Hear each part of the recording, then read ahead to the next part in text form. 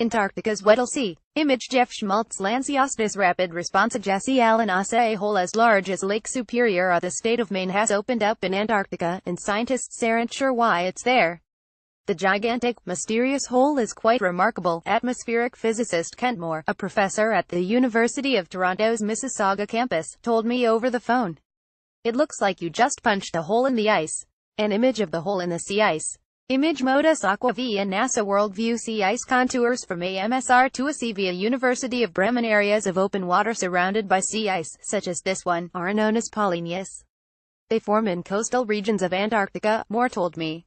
What's strange here, though, is that this polynya is deep in the ice pack, he said, and must have formed through other processes that aren't understood.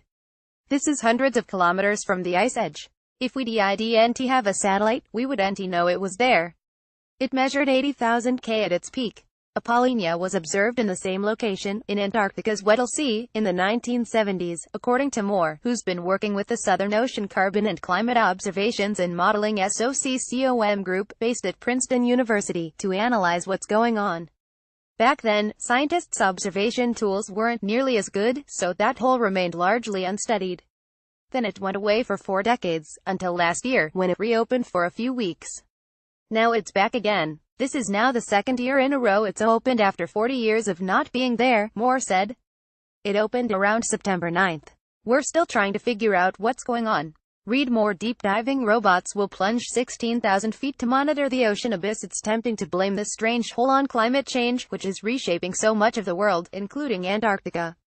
But Moore said that's premature. Scientists can say with certainty, though, that the polynya will have a wider impact on the oceans. Once the sea ice melts back, you have this huge temperature contrast between the ocean and the atmosphere, Moore explained. It can start driving convection.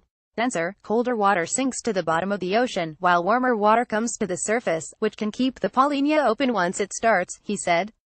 Using observations from satellites and deep-sea robots, Moore and his collaborators are working on a site unpublished research that aims to answer some of these questions. Compared to 40 years ago, the amount of data we have is amazing, he said. Antarctica is undergoing massive changes right now, and figuring out why a gaping hole could suddenly open up will be key to understanding larger systems at play.